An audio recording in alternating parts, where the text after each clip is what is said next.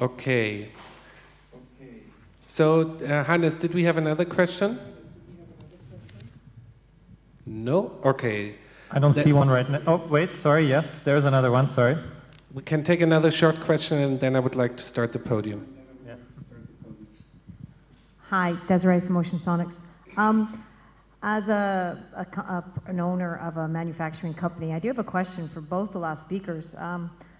Who pays for all this? You know, a company comes to the door and says, I've got something that needs to be tested.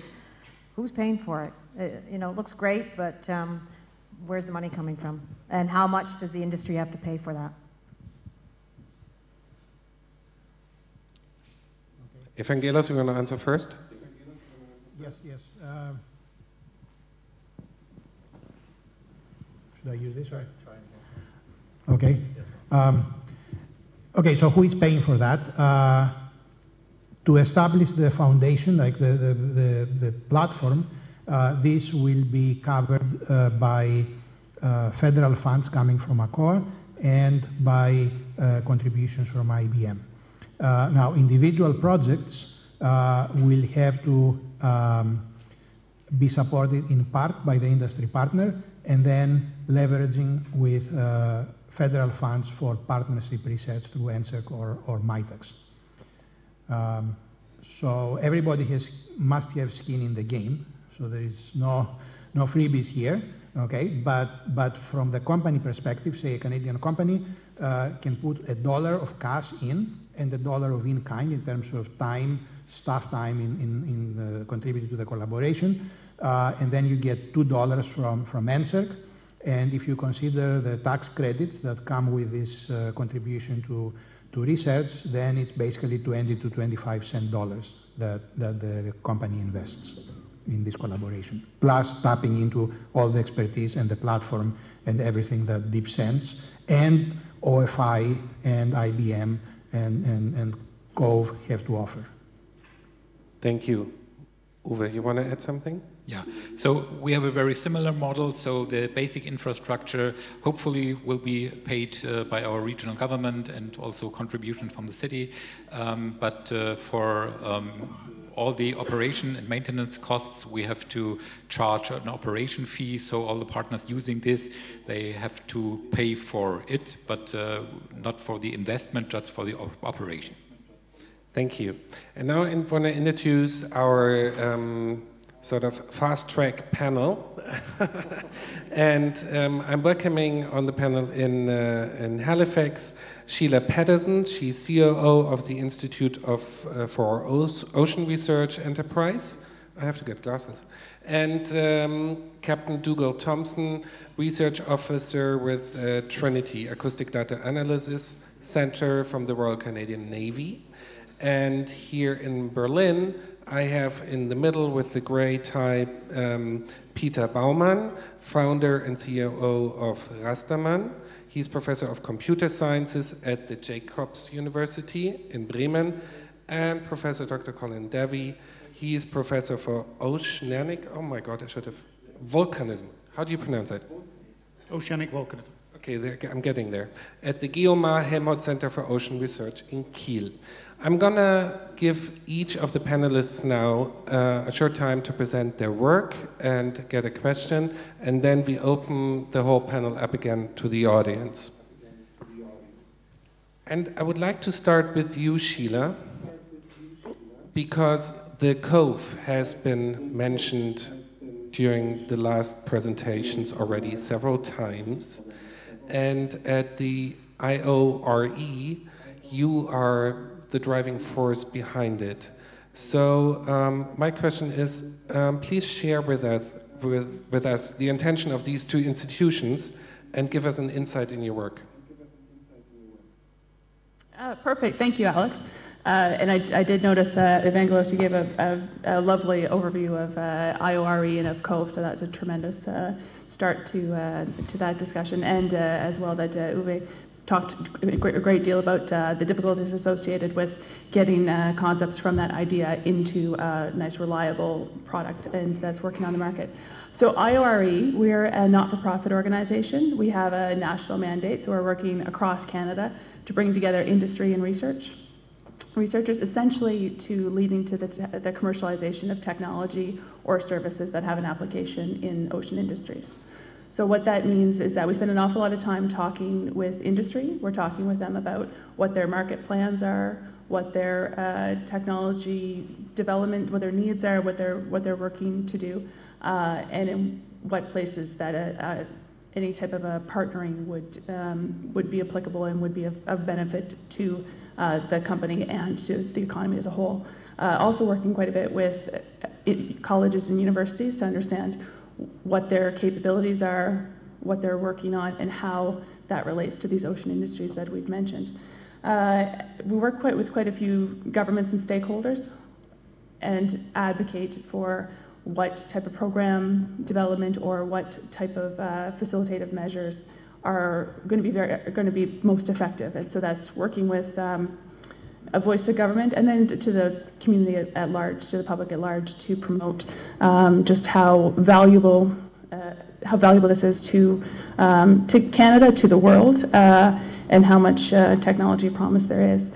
So one of the major areas where we have a lead role is COVE, so the Centre for Ocean Ventures and Entrepreneurship. It's being established now on the Halifax waterfront. It's just a few kilometers away from where we are in Halifax today, where we'll take a run over there later on. So it is a centre that has about 1,000 meters of wharf face. It's directly on the water in the middle of our city, and has space for workshops, labs, and offices. What it'll be used for is that it'll have multiple users. So there'll be small to large businesses, so office spaces and workshop spaces for all a number of businesses. So that might be their entire presence, or it might be an office of a larger company. For startups, so there will be an incubator, a technology incubator, that is working with individuals or small entrepreneurs and businesses to provide the services and mentoring and access to connections and so on to help them grow. And that'll be our partner Novacor is closely involved is running the incubator. As well, a lot of connection to post-secondary institutions. So Nova Scotia Community College is a key partner. And as well, Ocean Frontier Institute, which we talked about quite a bit today, as well as other universities and colleges. And the intention there would be that this is a nexus for where there's that commercialization. So where the universities and colleges are doing applied research, or where they're working directly with businesses, will be through COVE. And commercial uses. So the center will still have space for vessels that are in use on a day-to-day basis, which is a great way of linking, of providing a basis to communicate with those that are out there on the large industry side. So at COVE, it will have facilities for hosting events, for welcoming visitors. We'll have short-term use spaces for those that might be doing a collaboration with someone in town, or that they plan to be here for a day or a week at a time. And so what I've been talking about here is how you see there's many different users, lots of different perspectives. And what I think we see there is that the magic of bringing together many different perspectives into one conversation, that's how some of these ideas get created about, well, we've got a solution that works in one industry that could be applicable to the fishery, or to transportation, or to shipbuilding, or to science and observation. So really using what's already been developed in one place and then being able to adapt it somewhere else, or having those conversations to be able to find the key things that could mean that a bit of development in one area could maybe have a dramatic impact in terms of the ocean economy. And to that end, really quite a bit of focus on collaborating outside of our borders, so collaborating internationally. Building on both, we'd love to have a particular relationship with a center, industry-focused center in Western Europe. So Germany makes quite a bit of sense, and we're already very engaged with a number of entities there, as well as building on these existing strength of the research partnerships. There's a lot of ways in which that would filter directly into the industry benefits. Thank you. And thank you. That was a great overview. And I know you already have existing partnerships with Germany and German institutions. Looking into the future, what would be a special sort of added value from a German, be it a research or business institution, to Cove? So to say, who are you looking for? Yeah, so there, as I mentioned, there's been quite a bit of engagement. So that would be with IORE directly, but also with so Jim Hanlon, who is the CEO of IORE, has spent a fair amount of time in Germany, as has, for instance, Ocean Technology Council of Nova Scotia. They're an industry association that is representing businesses of all sizes, quite a heavy number of small and medium-sized enterprises in that ocean tech sector. And Gordon from OTCNS has been working very directly with, for instance, Invest Bremen to look at encouraging joint ventures and partnerships. There have been a number of places where there are groups of industry and academics traveling from Canada or Nova Scotia to Germany, and vice versa as well. So we'd like to also invite visitors to come to Nova Scotia. So, and a great time would be, I think we're working with a group to bring a formal delegation of German marine businesses to Nova Scotia, to Cove, and that would be for Oceans Week next year, which is June 8th. So that would be just one particular point in time that if people are interested, would love to connect you and get you through there. And then beyond that would be just a matter of on a day in, day out basis, maintaining a strong level of communication and just understanding where those inquiries are, and then acting as a bit of a matchmaker. So really we're taking in a lot of information, and then we're a platform or a methodology of sharing that with somebody who maybe will, maybe not, but that could be somebody who ends up being a partner. I've already seen some nodding here in Germany, so in Berlin. So interest exists, and please connect after the conference. I would like to come back now to my podium here in Berlin and to talk to Peter Baumann. Peter, now we have heard about the activities at the Cove, in Rostock, and also before. So a lot of creation of big data. So, and you are someone with your company, Rastermann, who is there to sort of make this whole big data applicable and usable for others. Could you explain us, if it's possible, in a short nutshell, sort of what your company offers to people working on ocean analytics? Right, so thanks, Alex. I was always fascinated by science, and I'm a born database guy. That brought me to how can we support scientific data. Just a second. Do you hear in Halifax? Can you hear? Oh, nodding. Okay. Fine. Okay, Sounds then we good. continue. So, databases are being used just for metadata, for alphanumeric data, but the real data, the real measurements, they could not be supported so well. And we have style solutions where today we can search on the metadata that are smart, small, and intelligent. And then we have the, big data that are just clumsy. We can just download them, and that's it very much. Why not bring it together? SQL has been tremendously successful in flexibility, but just in business. So I wanted to bring that into science. And with my team, we focused on rasterized data, and many, if not most, of the data that we obtain from measurements and from simulations are somehow discretized. So many of them give naturally some gridded data in some dimension, like two-dimensional satellite images, three-dimensional satellite image time series, or four-dimensional climate simulations, or four-dimensional ocean data, for example. So why not have technology with this? And this brought us into developing that over a series of research projects. And then people started to use that and wanted to store data and retrieve them flexibly. And so we established this company, the Rastermann GmbH, as a research spin-off to give that support that a university cannot give, so that we can overall support over the full life cycle from upstream research into downstream application. This in turn has let us stumble into standardization. People ask us, based on the expertise, to participate in the development of big data standards, but that's another story. So in a nutshell, today we are in the situation that we have this technology which has a strange name of RASDAMAN, standing for Raster Data Manager. That this is something that is in operational use. We have 250 terabyte databases around, and people want to go into petabyte data stores utilizing that, and we can federate. So it's not just about getting into such data cubes, but it's also about combining them, and combining them across continents. We can show live demos, for example, combining UK data with Australian data on the fly. And this, I believe, is a nice potential.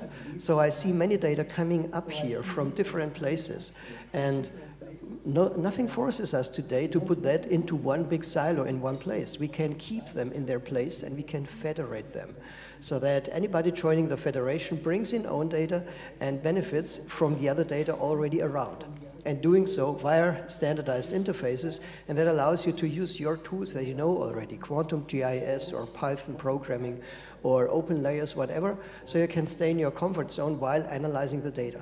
And that is some value that we would like to bring in here and suggest. And we are very excited about collaborations here on both utilizing, so from the company perspective, applying the technology, but also from a research perspective, addressing new challenges. Thank you. And we will come back to that later, definitely. I would like to make now my round so that we can take questions from the audience. Dewald, I'm coming now to you. The Navy is listening since a very long time into the oceans, and nowadays the amount of generated acoustic data in the ocean increases. Is that a concern for security policy, or perhaps you would like to talk about that? You're also a lot in dialogue with your international partners, also with the German army. How happy or embracing is the army about all these new players in the field? Well, we're very inclusive. We're happy you're all here. Yeah, you're right. That's a great point. When we think about security and acoustic data in the Navy, we kind of approach it from two different aspects. I guess the first and most fundamental one is giving ourselves the best advantage we can in our warfighting capability. So at my office at the Acoustic Data Analysis Center here in Halifax, we have sort of three mandates. We're here to provide training for all the sonar operators in the Air Force and the Navy. We do a lot of operational testing and evaluation of new sonar systems, and supporting development of new capabilities. And then most fundamentally, we do the acoustic data analysis. So we send ships and aircraft all over the world collecting acoustic data, and that acoustic data winds up back here in Halifax in my office, where we try to produce some sort of intelligence from that large volume of acoustic data. And you're right, it's something we've been doing for a long time. So we take a whole lot of data and we try to distill it down into a much smaller product that will give us some advantage in our warfighting capability. And that's sort of the most fundamental bit of what we do. And there's other ways that we can capitalize on ocean data as well. You know, there's instruments out there collecting sound speed profiles, or measuring ambient noise, or measuring sea surface heights, and we can use all of that data that's available to us to help characterize our sensor performance, for instance, and estimate how far away we might detect an enemy submarine. But the other side of it too is that those sensors, those same sensors, particularly acoustic and seismic sensors, are always recording, and they're capturing potentially your own signature. And this for us is a bit of a vulnerability. So the reason that it's a risk for us is that any sensor that can record our signature and potentially share it with an adversary is then disclosing information about either our capability that we have, or giving them our own acoustic signature of, say, one of our submarines, and then weapons can be tailored to target that submarine, or to trip mines off based on the spectral content of that signature. So this is something we're constantly concerned with, and something that I was actually in Europe last week meeting with German counterparts to discuss the implications of, because it's something that we're still coming to terms with in the Navy. I see that the data analysis part of it, we try to extract some intelligence from the data that we pull from the water. And right now there's two ways we can do that. There's the sort of short term, when we've got an asset deployed looking for, say, a submarine, they're deploying sensors in the water, either a towed array or a hull-mounted array or an active sensor or a sonobuoys in the water. And those sensors are all helping an operator in real time search for a submarine and perform his anti-submarine warfare mission, which is to search, localize, classify, and attack that submarine. But maybe in the future, the guy doesn't need to be there on that platform at that instant. And right now, the real limitation for that is bandwidth. We can't send out an Aurora aircraft into the middle of the Atlantic looking for a submarine and have him deploy 50 sonobuoys and then send all that information back to us in Halifax. Ideally, that's what we'd be doing. We'd be sitting in the comfort of our office at ADAC in Halifax doing the ASW mission from a comfy chair rather than bouncing around at 300 feet in the middle of a storm. But the limitation has been the bandwidth and trying to relay that information. And I really see a benefit from the sort of collaboration and the developments that we're even talking about in this room right now, where we've got these smart analytics that can help us reduce the amount of bandwidth that needs to be relayed back to us in Halifax. If the analytics can be performed on the sensor, which is something that I know, Ocean Sonics is working on, as well as a number of other local companies here in Nova Scotia, and I'm sure globally as well, then that can help us achieve our mission and overcome some of these obstacles. So yes, there's certainly a threat that we're aware of, and I think that the threat is it can be overcome by the potential advantages. Thank you. We're coming back to you, and I'm sure there are questions from the audience, but I would like to turn now to Colin. Colin comes from the Geomar Helmut Center in Kiel, where he has to go back in time. It's quite away from Berlin, so we lose him a little bit earlier from the conference. But at Geomar, you're very experienced in this transatlantic approach. You have also that graduate class, which has been mentioned before. Is this a special relationship you have with Canada, and why, if so? Yeah, it's definitely a special relationship, and in fact our special relationship happens like this every Thursday. So we do this video conferencing every Thursday to Dalhousie. Doug is probably holding his head and shaking it, thinking about the horror of doing that, but we do it.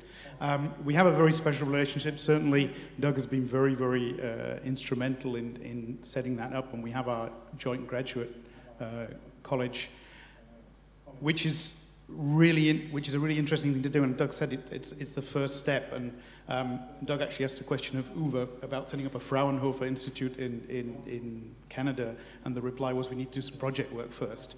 I think at the level of the academic work, we've done the project work, and I think there may be some, for policymakers out there, there may be some real mileage in taking that a step further, talking to Helmholtz, talking to the people in Halifax, and looking at, there are huge questions out there. I mean, Doug's presentation showed the question and the answers that are going to be asked of scientists not like me. I work on volcanoes. They don't actually care about CO2. It's where all the CO2 originally came from, but they don't care if the world gets warmer.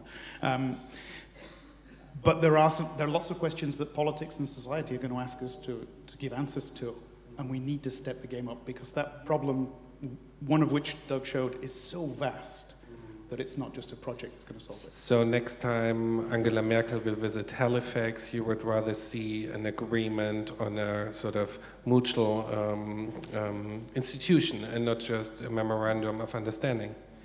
I think we have a lot of synergies that we tap into with our graduate school, for example, but which we could take way further. Fisheries, climate, marine resources. There's all sorts of themes that could be the focus of good Canadian-German collaboration. Yeah.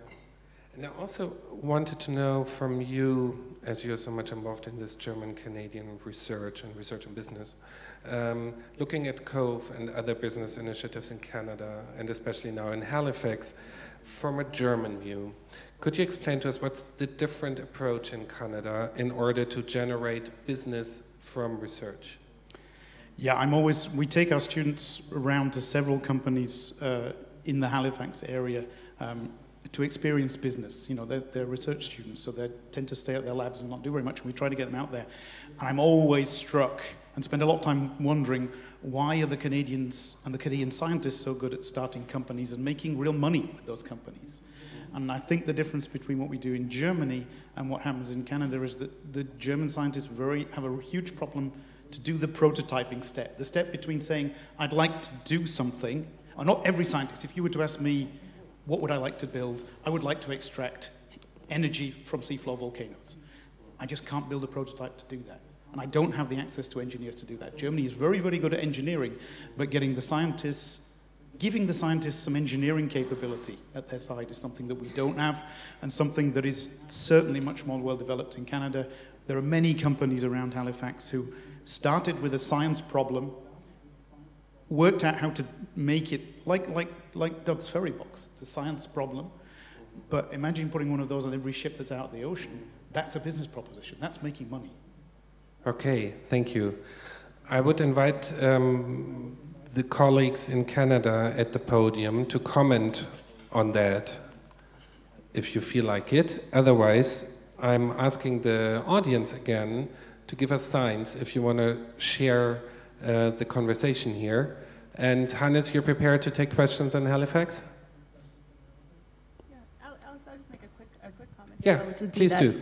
To Colin's point, there's great value there in being able to actually do that prototyping and then be able to actually physically build something. And that's very true for someone who's perhaps, maybe they're on the cusp of leaving a university to spin out their own business, so they're about to become an entrepreneur. It's also very important for the rate or the pace with which a company grows, because it can be extremely expensive to work, as most people in the room will know, very expensive to work on the water with a lot of complexity. So the more that you're able to bring a bit of expertise in from, and that might be for someone who's experienced with having something packaged and weatherable in such a way that it's going to be robust, or that you're able to, so say we're putting some, or we're the vehicle through which there's some public investment in, say, Cove would just be one example. But what that does is it means that that investment is open to many different companies, so it can help their speed, how it is that they're able to develop something, iterate it, test it, change it up a little bit, and then get it to market. So that's really where we would hope that makes a difference to entrepreneurs and to medium-sized businesses. Thank you. Dugald? At ADAC, we've been the benefit of a couple of government programs. One in particular, the Built in Canada Innovation Program, has delivered us a few prototype type of sonar systems that are procured by Public Works, sent to us to test and provide feedback on, and then just demonstrate the capability that the system works. So it allows us to procure one of these systems with minimal amount of thrust from a large government program.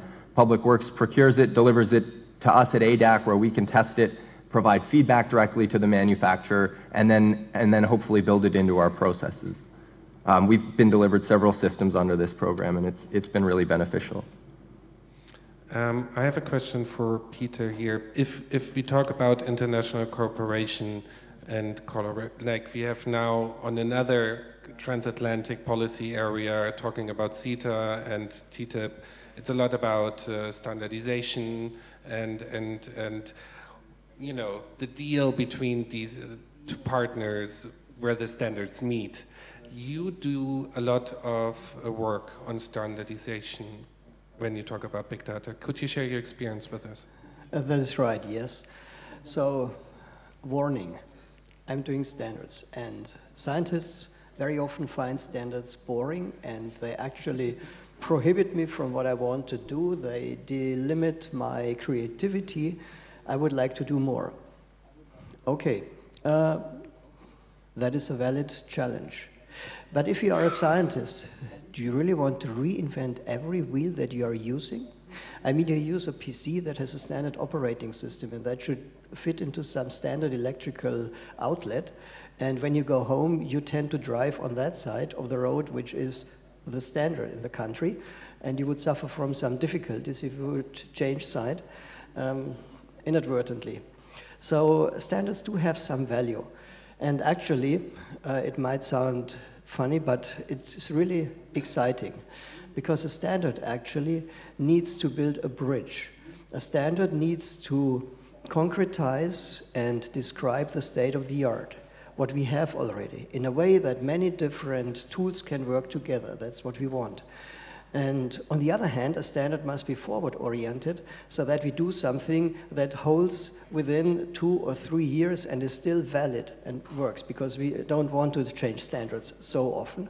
So this is an interesting engineering challenge. And in the end, we benefit from things like not just the electrical outlet, but when it comes to data, you know the definition of big data, the 4 V's, right? Volume, velocity, variety. Variety was one of them, and that means we have so many different ways of storing our data, of accessing our data. What if that problem would go away? So the oil and gas industry says we have a virtual department of formatting to indicate the amount of work it takes, it eats up. So standards help to avoid that effort and actually to concentrate on what we really want to do and where we want to be creative. And let me add one thing, because that we are living in an exciting time when it comes to geostandards. We have the Open Geospatial Consortium doing geoservice and data standards since long. ISO is currently adopting these standards when we talk, for example, about the large stuff like the raster data. That's called a coverage in OGC, and this standard is being adopted by OGC as well, the Web Coverage Service. Incidentally, in Europe as well, we have an initiative called INSPIRE, which establishes a common European framework, and all the agencies, the public data providers, will have to adhere to that. That will allow us to tap into a huge reservoir, and by being compliant to INSPIRE, we can offer our scientific data as well. Now, the good thing is, INSPIRE also is taking up the same standards, so we are converging. We are having a slate of standards which allows us to go exactly for the big data part, and that is shared among different organizations.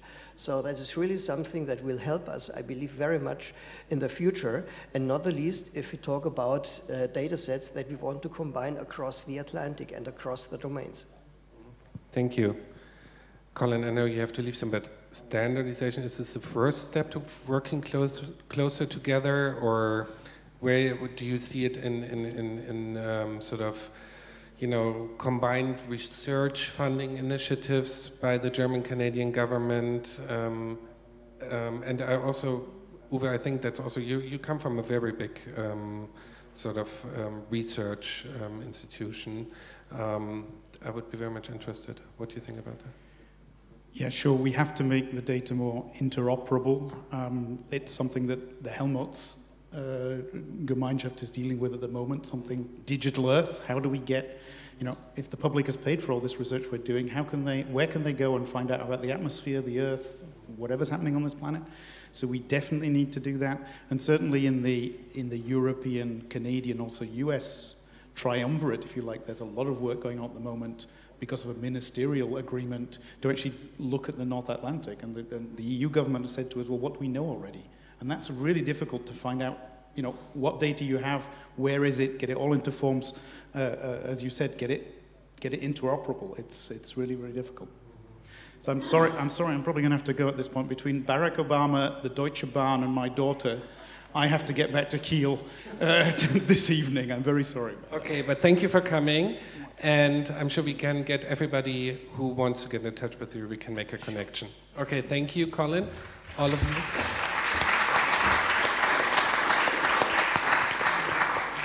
Okay, I have a first question here, and Hannes, I would like you to encourage for questions in Halifax. I guess it's less of a question and more of a comment, because we've been talking about a lot of opportunities for collaboration. And I know if you haven't had experience trying to work with Germany or vice versa, you're probably very, very excited about this, and I am very excited myself about this. But I must say there's two things that have been quite common to me. I arrived here last year in the successful collaborations between Germany and Canada. Most of the times it has to do with somebody or a couple of people very involved and very dedicated to this. And secondly, the embassy has often very much been involved.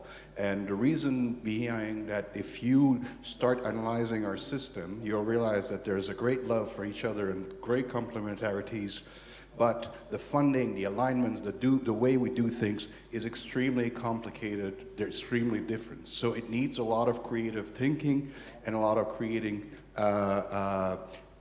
people to figure out how to make these different things work. So I'll leave you on this comment. I painted a pitch for NRC IRAP. If you are an innovative company in Canada and you're looking to work in Germany or internationally, you need to have an industrial technology advisor from NRC IRAP that can tell you about all the programs that are available internationally, and you need to be in touch with a trade commissioner in your field, in your area, that will go with you to make sure that you are ready to go to international markets, and it will make sure also to tell you which are the program available, like such as Going Globals, and then they will connect us with us, and because we know on both sides what's available and how to make this work, we will try to facilitate this. But I would strongly encourage to maintain these links, even with the German embassy in Ottawa, because the nature of our system doesn't offer all these synergies as much as we would like them to be at the moment. Thank you. Okay, looking over to Halifax. Hannes? I'm looking into the audience. Any questions? I will say that we do have someone here from NRC IRAP. So if there are any questions, Jeff Stockhausen is in the back. He's waving. I have another question here in Berlin.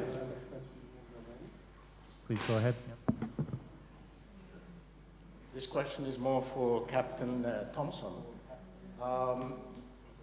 You're probably aware that there's the company called the JEPCO based in Monaco.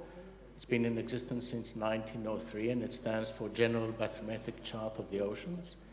And they plan to spend about 3 billion euros until 2030 to fully map the ocean floor. Does that come into conflict with any of the activities, for example, that the Royal Canadian Navy does? No, I don't think there's any conflict there at all. We make good use of JEPCO's products and have for a long time. We use the bathymetry maps in our sonar performance modeling in my work, and I know that they're used widely for navigation and planning in other naval applications as well. So I don't see that being a conflict in any way. From my perspective, the only conflict that needs to be managed is the risk of this compromise of either acoustic signatures or capabilities or operational information about where our covert assets are operating. And that's something that the Navy just needs to be able to manage on our own, because we're not going to be able to stop the proliferation of acoustic and other oceanographic sensors. Mm-hmm. Thank you. Comments here? Hannes, I see you walking, so you have a question in the audience? Yep, exactly. Okay. Yep. It's just a question.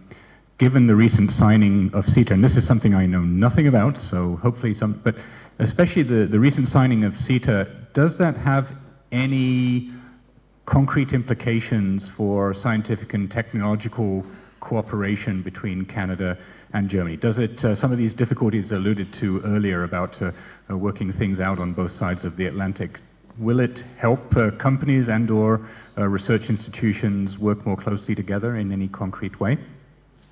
I'm happy we still have Ghislaine here from the Canadian sure that there Embassy. are people, I'm sure that our colleagues from the federal government could chime in as well.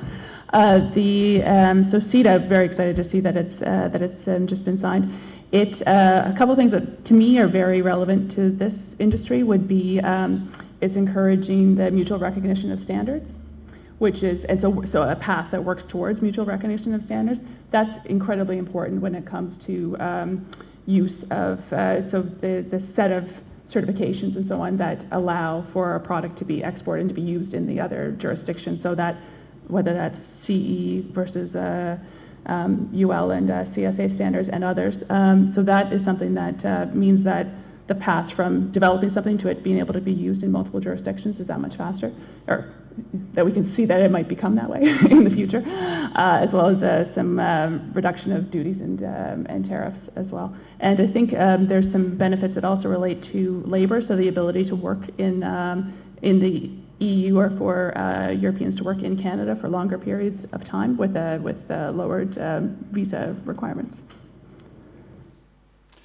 I would just add, I was looking for Minister Commercial Jason Toland, which is our CETA expert. There are no specific reference to technology other than saying that the countries will continue to use their current vehicle to foster closer cooperation, but we can imagine that the trickle effects of having more trades, having more connections and more can actually eventually will benefit, and the mobility issues is one of them. And on the mobility issues, because I receive a lot of concerns about there have been some changes in Canada, again, a place where we can help you there. Canada has a treaty with Germany since 1971, and Immigration Canada has waived some of the visa requirements under this, and there are some new procedures and new exceptions for this kind of fast-track process in order for researchers to go into Canada and not running into problems. So these are also areas where we can provide some advice. All of these are kind of complicated because we live now in a complicated world. And a lot of the changes that were made had unintended consequences on researchers' mobility, for instance. Thank you. Looking at the time, oh, we didn't hear you. Oh, just a very, very quick note, I should just mention this. For those that are in Halifax, there is a workshop that's being put on, I believe it's next week actually, it's being put on by Global Affairs Canada, and the focus of it is CETA. What does CETA mean to business, trade, and so on? So that would be a perfect place to take these questions. Okay, so... We've got one more question. Stan? Okay, we take that question, and then I have a little... So one quick question to Peter, because he's been a little bit unemployed there. Peter, in my experience, the main challenge in getting databases into science is not really the technical challenge, but it's to get the people to sit down and design the database in terms of your entities, relationships, and so on. And the technology will come second, but this is, people don't want to devote time for that, and for that reason, till today, they always give you Excel tables or CVV files, and it's very hard to break that. So I was wondering, obviously you thought about this, you have experience in that. What's your advice?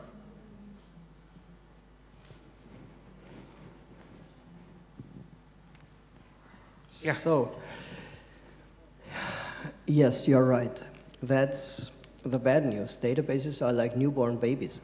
They can learn a lot of things, but they need to learn it. And the better they know about the structures, the better they can answer questions. So with our methods, not just ours in my group, but generally, in research we try to minimize that effort, but we can't get around that completely. Now, how can we get forward with this? Actually, it's good to sit together with some domain scientists, say some oceanographer, and some database administrator, some database expert, and find out what that structure should look like. That actually has another good effect, because then both sides will ask each other. The oceanographer will ask, what can the database do for me? And the database guy will say, so what do you want it to do for you? And this can be some very, very fruitful dialogue. I have experienced it more than once, that suddenly completely new ideas sprung up. So in short, I would say, let's see that as an opportunity to talk about it and find out more about the data that we want to utilize. So if you get stuck with such a thing, how should I model that? Just knock on the door of the next office with somebody who has database experience, sit together, and maybe buy the guy a beer, and then discuss about the details, how to model that. I guess it will pay off. Thank you. Buy the guy a beer was nearly the best transmission into the next part of the evening here in Berlin. I mean, in Halifax, you still have a tour ahead of you. I have Uwe who wanted to comment, and then I have another question. Then I would close it for questions here in Berlin and go back to you in Halifax. Uwe. Yeah. So what I see in the projects we are is that there's an increasing awareness about importance of data and usability of data. And in the past, a lot of biologists created a database, or people coming from electronics and sensor development said, oh, it's not a problem, I will create a database, and then the data is stored. But in the past, we see that we as computer scientists are asked how we should deal with the data, that we can really make use of it, and look on the available standards and so on.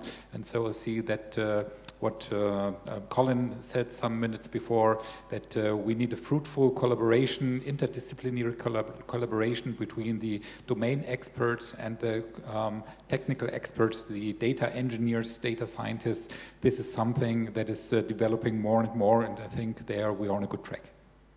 Thank you. And then I have a last question here. Yeah, there's one point I would like to ask the whole audience.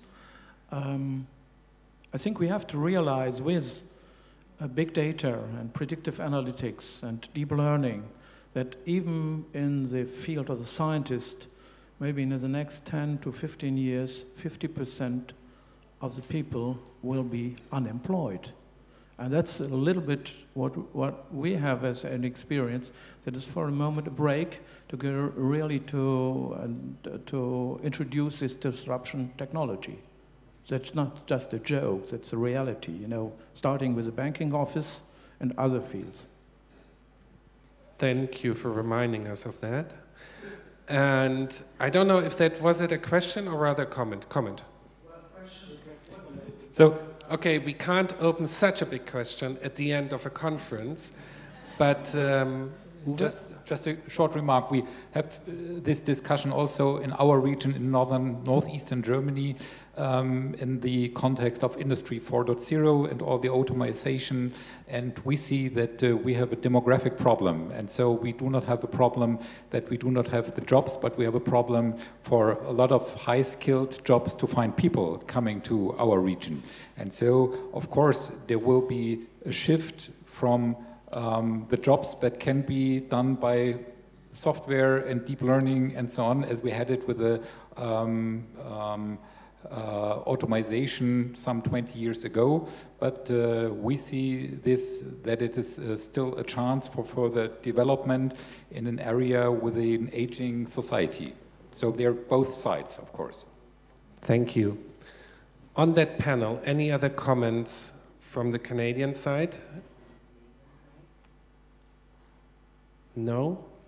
What we've seen in the Navy, as technology has advanced, it's provided us a lot of opportunity to collect, collate, and present additional information to the operators. But we still don't have the tools that are able to really replicate what our sonar analysts are able to do.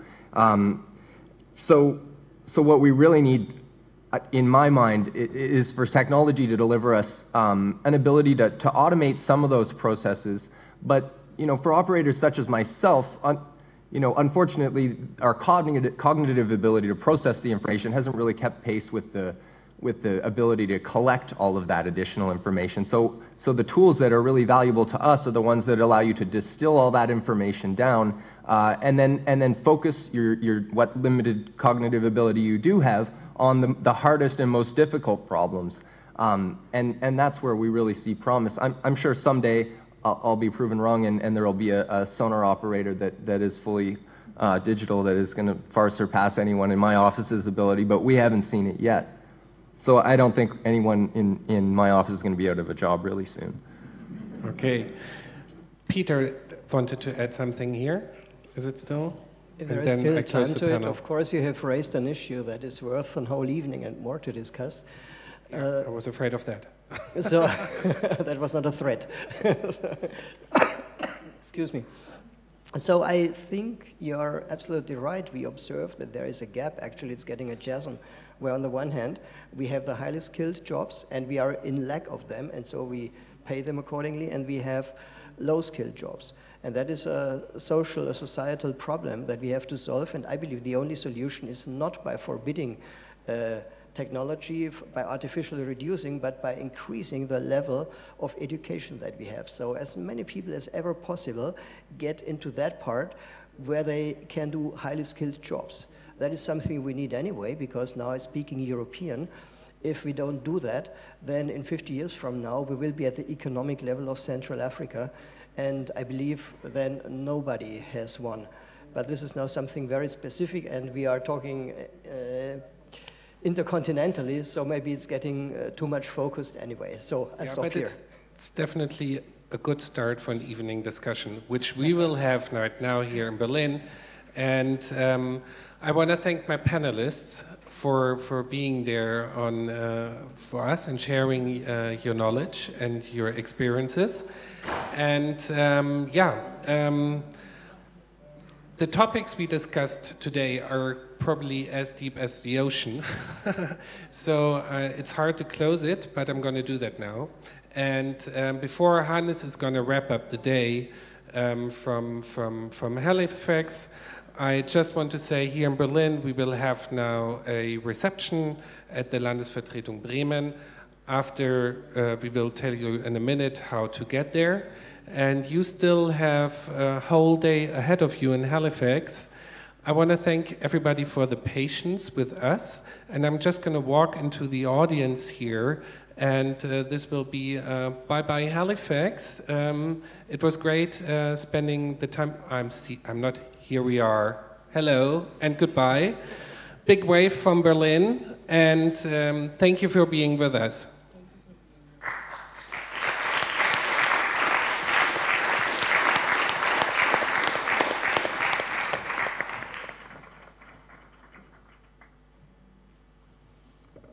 Thank you, Alexander. I think you heard the round of applause that we had here. We had a lot of smiles and waves.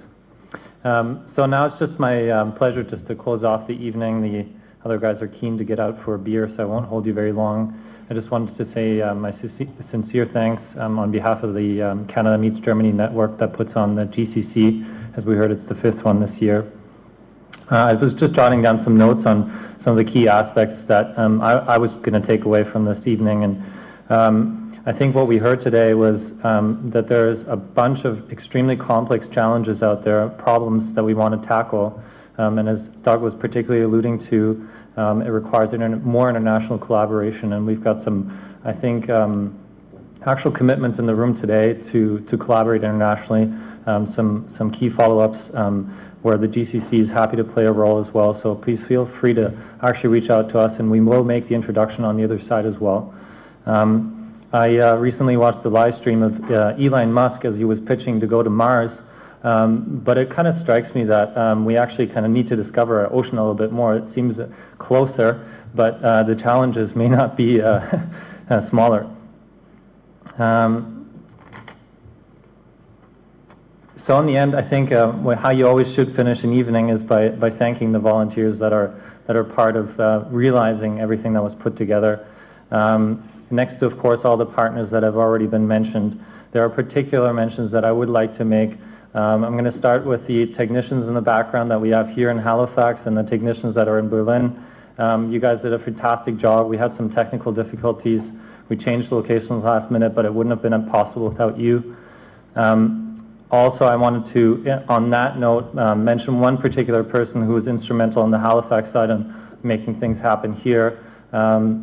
And that's a staff member from Cox and Palmer, that's Natasha.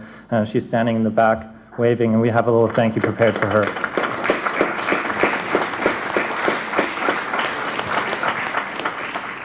You get to come in the camera as well now.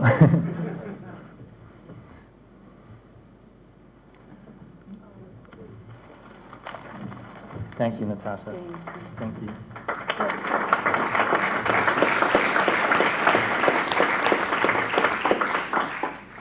So I also wanted to say thanks to the IRE. They were instrumental in choosing the topic area as well as organizing the site visit and just getting us coordinated here on the ground. So thanks again to Sheila, Jim Hanlon, and Shani, who's actually sitting out. Oh, she's sitting in the back there. So thank you guys as well.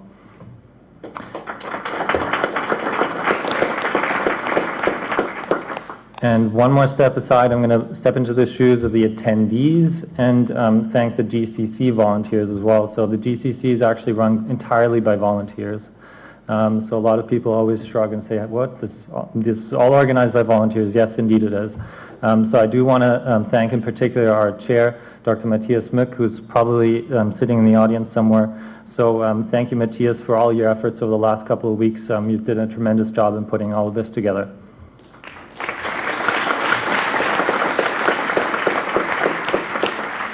And so I'm going to close it off by saying I really look forward to GCC 2017 and hopefully seeing a couple of you next year as well. We'll be announcing the topic in the next year.